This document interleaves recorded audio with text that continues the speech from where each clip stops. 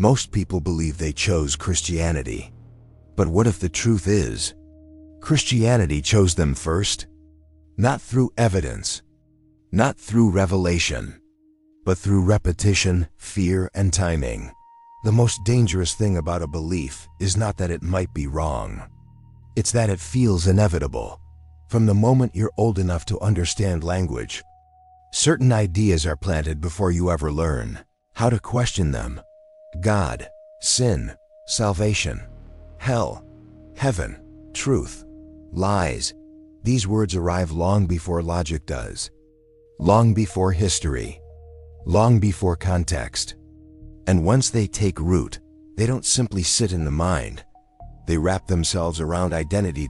So when someone asks, is Christianity the true religion? The question feels almost offensive.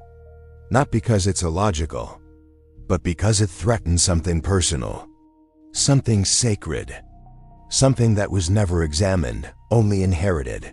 Christianity does not present itself as one truth among many. It presents itself as the truth, exclusive, final, absolute, a narrow gate in a world full of false paths. And that framing alone changes everything. Because once a belief claims exclusivity, doubt becomes dangerous. Curiosity becomes sign, and questioning becomes rebellion. But here's the part few people are willing to confront. Christianity did not emerge in a vacuum. Long before Jesus was born, civilizations across the ancient world were already telling stories of divine sons, miraculous births, sacrificial deaths, and promised resurrections.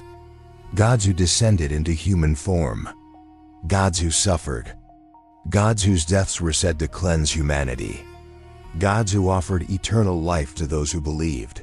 This doesn't automatically mean Christianity is false, but it does mean something far more unsettling. It means Christianity was shaped in a world already fluent in salvation narratives. And once you see that, it becomes impossible to unsee. The language, the symbols, the structure, none of it appears suddenly.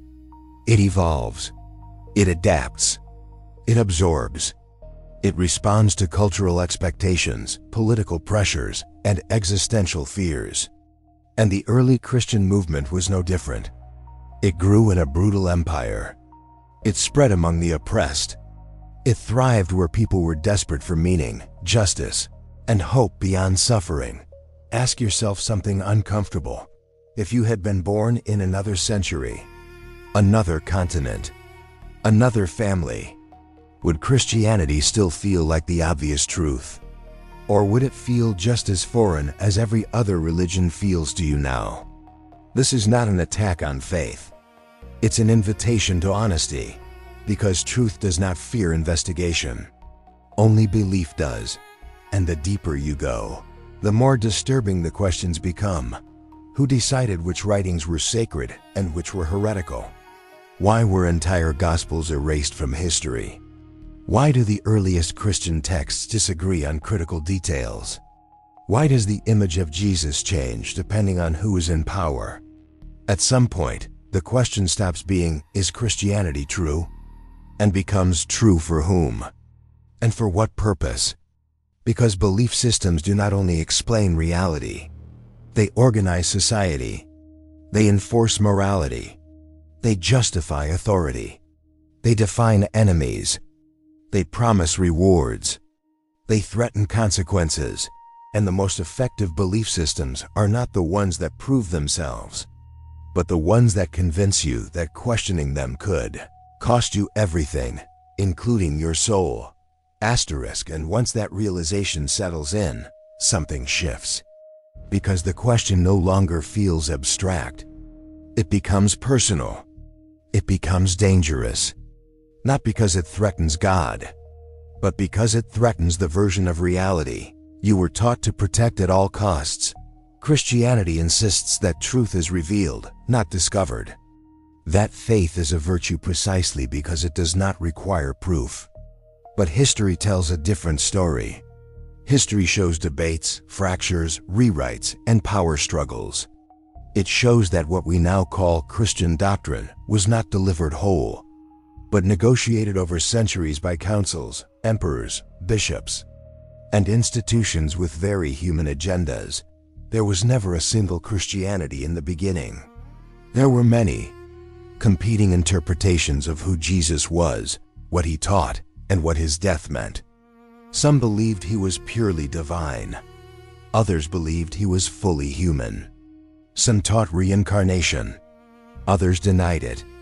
Some rejected the idea of hell entirely. And many of these voices were not silenced by evidence, but by authority. Once Christianity aligned itself with empire, belief became law. And when belief becomes law, dissent becomes heresy. Texts were selected. Others were destroyed. Narratives were standardized. Ambiguity was erased. Complexity was flattened into doctrine. Not because truth demands uniformity, but because power does. And this is where the story grows darker.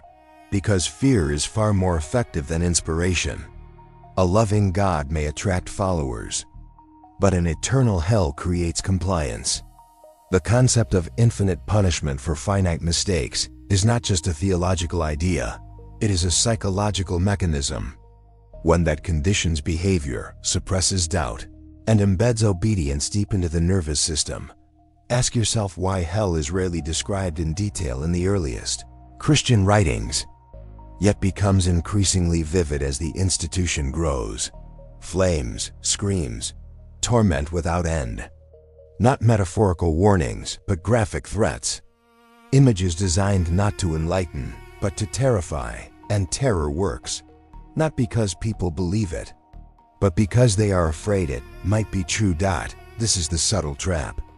You don't have to be convinced. You only have to be uncertain enough to obey. And once fear enters the equation, truth becomes secondary. But here is the paradox that almost no one talks about. If Christianity is the ultimate truth, then it should withstand scrutiny better than any other belief system. It should not require insulation from history. It should not fear archaeology. It should not collapse under textual analysis. And yet, the deeper scholars dig, the more fractures appear. Contradictions in the Gospels, timeline inconsistencies, prophecies written after the events they claim to predict, teachings attributed to Jesus that mirror older philosophical traditions. None of this proves Christianity false, but it does prove it is human. And that realization changes everything. Because if the structure is human, then the authority is human. And if the authority is human, then obedience is a choice, not a destiny. Still, belief persists. Stronger than logic. Stronger than evidence. Because Christianity does not survive on facts alone. It survives on meaning, on community, on hope, on the promise that suffering is not random, that pain has purpose, that death is not the end. And this is where the question becomes almost unbearable. What if Christianity feels true? Not because it is objectively ultimate, but because it answers the deepest fears of the human condition. Fear of death, fear of insignificance, fear of chaos, fear of being alone in a silent universe. A belief does not need to be cosmic to be powerful. It only needs to be comforting. And yet, comfort has never been the same as truth. Because truth, when it arrives, rarely soothes. It disrupts. It isolates. It demands responsibility. And now we reach the edge of the real dilemma. If Christianity is not the only path to meaning, if morality does not require divine threat, if purpose can exist without eternal reward or punishment, then what remains of belief when fear is removed? That is the question most believers never dare to ask. Because once you do, you are no longer protected by certainty. You are free. And freedom, for those raised on absolute answers, can feel far more terrifying than hell itself. And freedom, once tasted, does not arrive gently. It doesn't feel like enlightenment at first. It feels like vertigo, like standing at the edge of something vast with no guardrails, no voice telling you where it's safe to step next. Because belief was never just an idea. It was a structure, a map, a filter through which every experience was interpreted. And when that structure begins to loosen, reality itself starts to feel unfamiliar. Asterisk, this is where many people stop. Not because the questions are answered, but because the cost of continuing feels too high. When belief collapses, it doesn't only take doctrines with it. It takes rituals, traditions, family bonds, moral certainty. It can even take your sense of being good. Because for so long, goodness was defined externally. Obedience equaled virtue. Faith equaled morality. Doubt equaled danger. Christianity didn't just teach people what to believe. It taught them how to see themselves, saved or lost, clean or sinful, chosen or fallen. These categories shape identity in ways that go far deeper than theology. They divide the inner world. They create an internal observer, constantly evaluating thoughts, desires, impulses. Am I pure enough? Am I faithful enough? Am I safe? And once that voice is installed, it doesn't require a church to keep speaking. It lives inside the mind. This is why leaving belief is never just intellectual. It's psychological, emotional, existential. Because even when doctrine no longer convinces you, the conditioning remains. Fear of punishment, fear of being wrong, fear of eternal consequences for a temporary decision. And here is something rarely acknowledged. A belief system that claims infinite stakes cannot be evaluated freely. When the cost of being wrong is eternal torment, honest inquiry becomes almost impossible. That is not a feature of truth. That is a feature of control. Think about it carefully. If Christianity is true, then questioning it should not endanger you. Truth does not require protection through fear. It does not need to threaten you into agreement. It stands on its own. And yet, throughout history, Christianity has relied heavily on the language of consequences. Not just social consequences, cosmic ones. Believe. Or else, this framing changes the human relationship with truth itself. Instead of asking, what is most accurate? The mind asks, what is safest to believe? And safety becomes more important than reality. This is how belief systems survive even when their foundations crack. But there is another layer beneath this.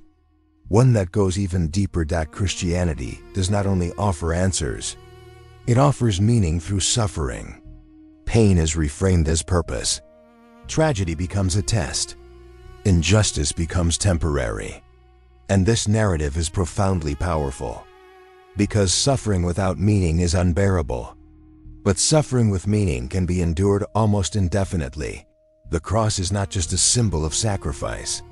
It is a psychological anchor. It tells believers that pain is not evidence of abandonment, but of participation in something sacred. That endurance itself is virtue. That obedience in suffering is rewarded later. And this idea reshapes behavior in subtle ways. It encourages patience over resistance, acceptance over rebellion, hope over confrontation. In certain contexts, this can be deeply healing. But in others, it becomes dangerous. Because when suffering is always spiritualized, injustice can be normalized. Abuse can be tolerated. Oppression can be reframed as divine will. History is filled with examples of this dynamic. Slaves, taught to obey masters as God's design. Women taught submission as holiness. The poor taught that their reward waits in heaven. Christianity did not invent these hierarchies, but it often sanctified them, and this leads to an unsettling realization. Religion can be emotionally true while being structurally false. It can comfort individuals while stabilizing systems of power. It can heal some wounds while creating others. So when people ask whether Christianity is the true religion, they are often asking the wrong question. The real question is what Christianity does, not what it produces, what it rewards, what it suppresses, What it normalizes. Because truth, if it exists, should expand awareness. It should increase responsibility. It should sharpen compassion without dulling reason. And it should not require ignorance to survive. Yet Christianity has often thrived where information was scarce, where literacy was controlled, where interpretation was centralized, where questioning authority was equated with questioning God. And even now, in a world flooded with data, the same patterns remain. Doubt is tolerated only up to a point. Beyond that, it becomes dangerous, socially, spiritually, sometimes even legally. Still, millions remain deeply sincere. Not ignorant, not stupid, but emotionally invested. Because belief is not just about facts. It's about coherence. It's about making sense of a chaotic world. It's about feeling seen by the universe. And this is the hardest part to confront. Christianity may not survive because it is uniquely true. It may survive because it is uniquely effective. Effective at binding communities. Effective at transmitting values. Effective at motivating sacrifice. Effective at promising justice beyond death. But effectiveness is not the same as divinity. And once you allow yourself to separate those two ideas, something remarkable happens. The fear loosens. The question becomes lighter, less threatening. And instead of asking, "What must I believe to be saved?" you begin asking something far more radical. What kind of truth would not need fear to protect it? What kind of morality would exist even if no one were watching? What kind of meaning would remain even if heaven and hell were removed from the equation? Those questions do not lead you away from responsibility. They lead you directly into it, because now meaning is not assigned. It is created, and that realization marks the point of no return.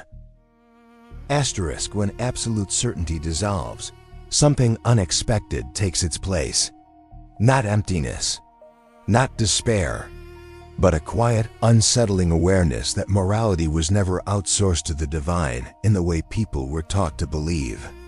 It was always there, emerging from empathy, from consequence, from the shared vulnerability of being human. And this is where the narrative becomes most uncomfortable, because Christianity insists that without God, morality collapses. Yet history shows the opposite.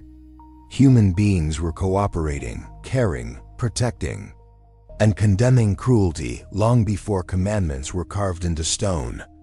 The idea that goodness requires surveillance is one of the most powerful psychological levers ever created. An all-seeing eye, a ledger of sins, an eternal audit.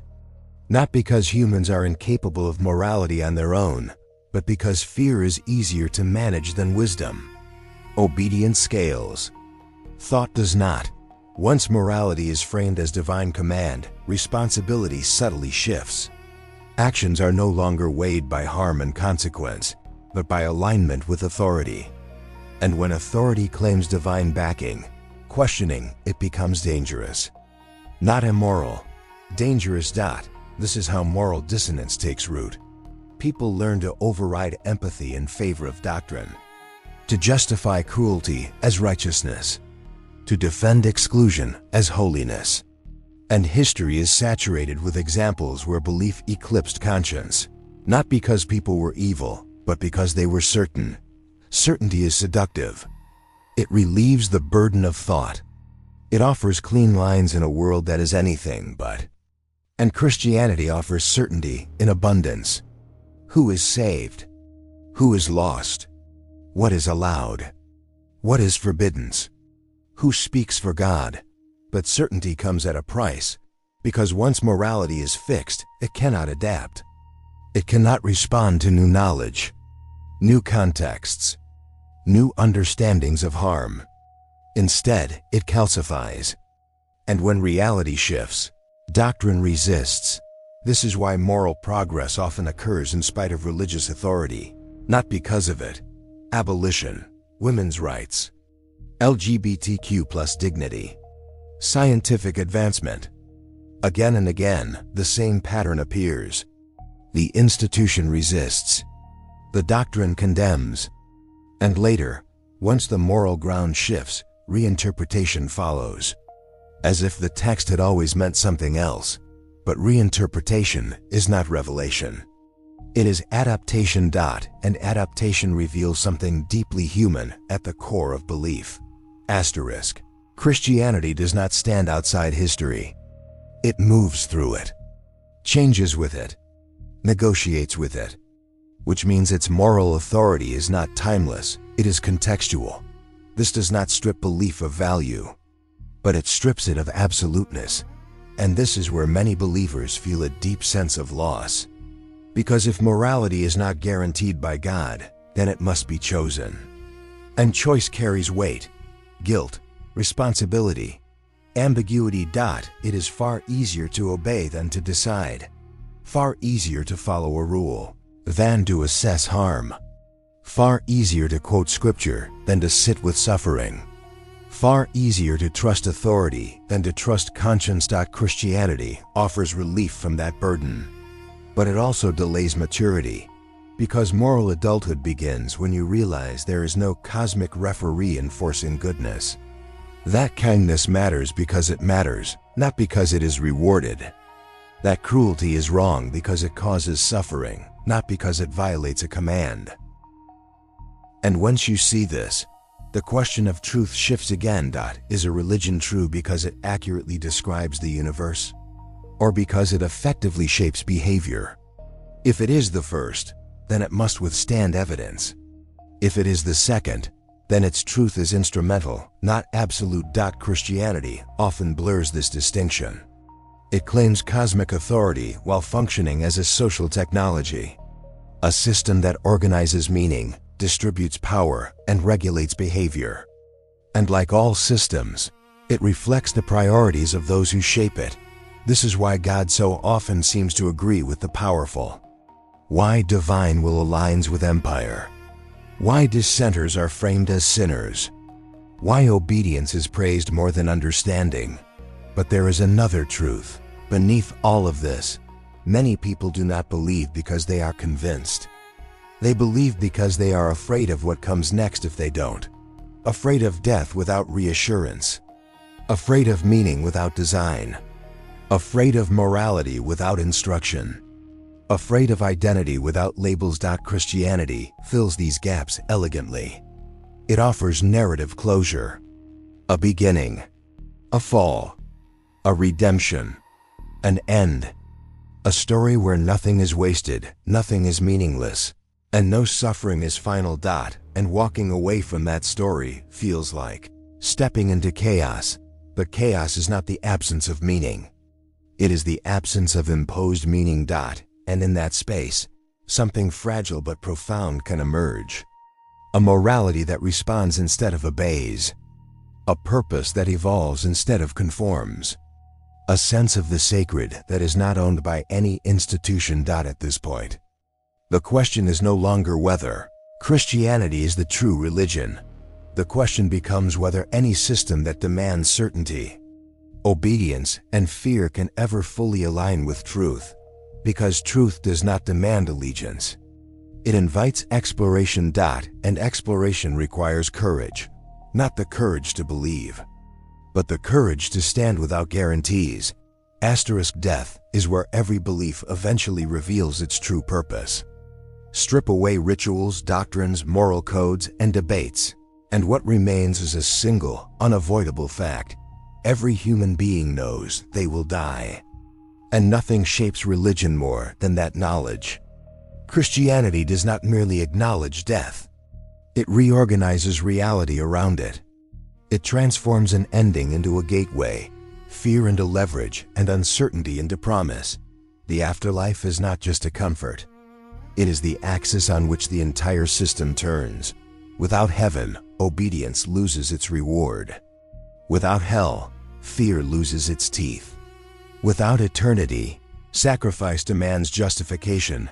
Christianity offers something astonishingly precise in response to death. Not vague continuity, not symbolic return, but conscious survival. Identity preserved, memory intact, justice delayed but guaranteed. A cosmic courtroom where nothing escapes review and nothing goes unanswered. This promise is not accidental. It is exquisitely calibrated to the human psyche, because death without continuation is final. And finality terrifies us. So Christianity reframes death as transition. A test passed or failed. A door that only appears frightening because of what waits beyond it. And once death is no longer the end, life itself changes meaning. Suffering becomes tolerable. Injustice becomes temporary. Loss becomes acceptable. Because everything will be corrected later. But this reframing carries a cost that is rarely discussed. When justice is postponed to eternity, urgency fades. When reward is deferred, the present becomes negotiable. When heaven compensates for everything, the world becomes secondary. This is why the promise of eternity has always been so effective. It allows people to endure conditions they might otherwise resist. It softens outrage. It sanctifies patience. It teaches acceptance where confrontation might be necessary. And in doing so, it subtly redirects human energy away from transformation and toward endurance. This does not mean believers are passive. Many do extraordinary good. But the structure itself prioritizes hope over action, faith over resolution, prayer over change. And that reveals something important. The afterlife is not primarily about what happens after death. It is about controlling life before it. And yet, despite all of this, belief persists, deeply, sincerely, because for many, Christianity is not an abstract system. It is where they buried their loved ones. It is where they cried, where they found language for grief, where they were told they mattered when the world said they didn't, and that matters. But emotional truth is not the same as cosmic truth. A story can save someone psychologically without being literally true. A narrative can heal without being ultimate. And recognizing that does not strip belief of dignity. It simply places it back into the human realm, where it belongs. So, is Christianity the true religion? If by true we mean comforting, meaningful, identity-forming, and powerful, then yes, undeniably. If by true we mean historically complex, culturally shaped, psychologically precise, also yes.